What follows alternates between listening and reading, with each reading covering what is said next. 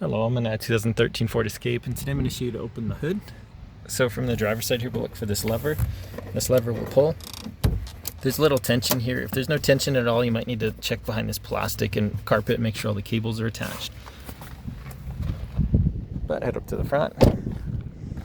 Since we opened that safety up, this should be open slightly so you can reach your fingers in here. We'll feel around. And then over here, there's a lever. So we're going to push the lever and lift. So push and lift. And then pardon my camera work. I'm going to push this arm up. Hold it. So I've got this arm now holding it up. This is what that lever looked like. So make sure nothing's bent or broken, no debris stuck in here that needs cleaned up. If this is sticking a lot, maybe try spraying some WD-40 to loosen things. This up top is where it was hooked onto. Again, make sure nothing's bent, and make sure your hood's in proper alignment as well, because if this is crooked, that could also cause issues. But I hope this is helpful. Hope you have a wonderful day.